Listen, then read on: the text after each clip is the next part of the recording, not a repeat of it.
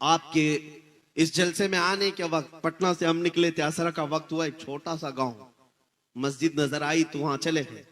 मुश्किल से उनके यहाँ 50-60 घर हैं, छोटा सा गांव, और गाड़ी भी अंदर जा नहीं सकती, पगडंडी पर चल करके मस्जिद के लिए जाना पड़ा। खेतियों में से गुजरते हुए मस्जिद के लिए गए।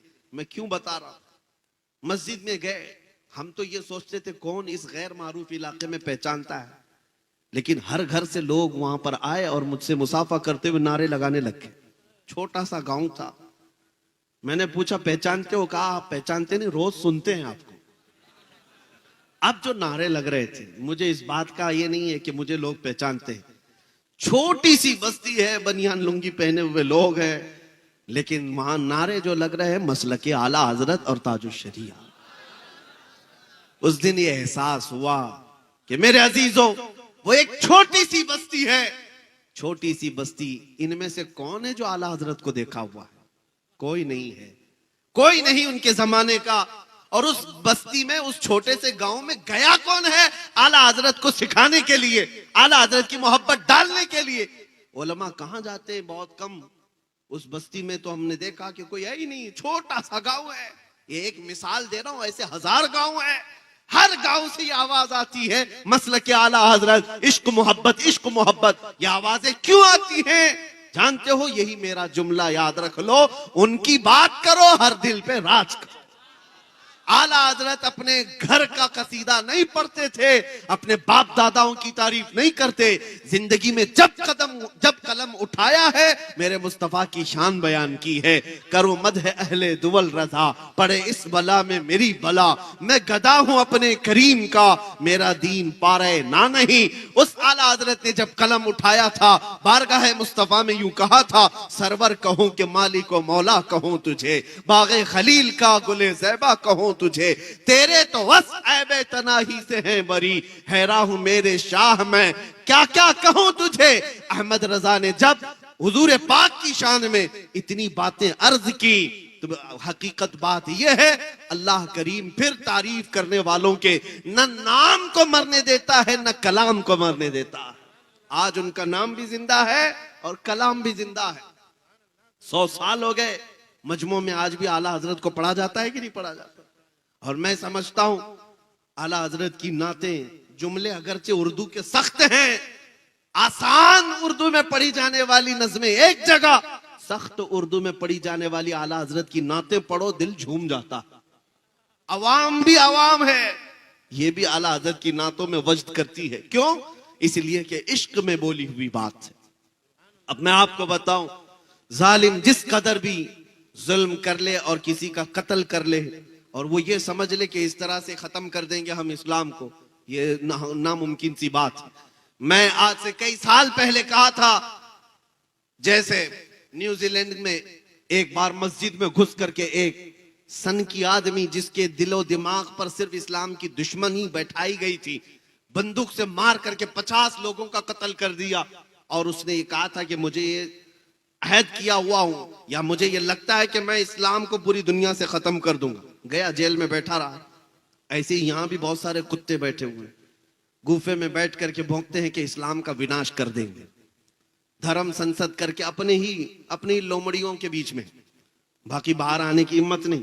इस्लाम का विनाश कर देंगे, खत्म कर देंगे, इस धरती से मिटा देंगे।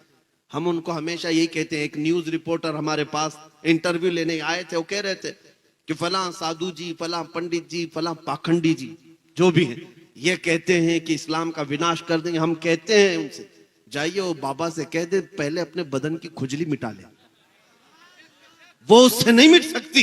इस्लाम तो बहुत अजीम बात है। समंदर का पानी ना नापा जा सकता है, ना खत्म किया जा सकता है। समंदर तो समंदर है, आसमान को तुम नीचे ला सकते हो, जमीन को ऊपर कर सकते हो, लेकिन इस इस्लाम को कभी नहीं मिटा सकते। ये अल्लाह रब्बुल इज्जत के हिफ्ज़ व अमान में है, ये दीन अल्लाह रब्बुल इज्जत के हिफ्ज़ व अमान में है। अब मैं आपसे यही कह रहा हूं, जो दीन तुम्हारा महफूज है, जो तुम्हारा कुरान महफूज है, बस बात इतनी है कि तुम पूरे मुसलमान बन जाओ, तुम हुजूर पाक सल्लल्लाहु तआला अलैहि वसल्लम के वफादार बन जाओ।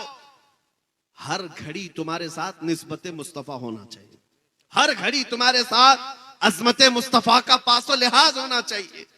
इसलिए मेरे अजीजों, जब तक तुम्हारे अंदर ये इनकलाब नहीं आए, एक मिसाल देकर के मैं आपको बताता हूं। आज दुनिया तुम्हें शराब पीते हुए देखकर ये नहीं कहती अब्दुल्ला का बेटा शराब पी रहा है। तुमको ताश के पत्ते खेलते हुए देख करके नहीं कहती अहमद का बेटा ताश के पत्ते खेल रहा था। ये तो बातें हो गई। दुनिया ये कहती है मोहम्मद अरबी का गुलाम शराब पी रहा है, मोहम्मद अरबी का गुलाम ताश के पत्ते खेलता है। दुनिया यही कहती है मुसलमान चोरी कर रहे हैं, मुसलमान धोखा दे रहे हैं। इस लफ्ज का एहतराम और पास और लिहाज तुम्हें कितना जरूरी है। तुम्हारे अखलाक सबसे बुलंद होने चाहिए। तुम इस धरती पर, इस जमीन पर खैर उम्मत बनाए गए हो, सबसे बेहतरीन उम्मत बनाए गए हो।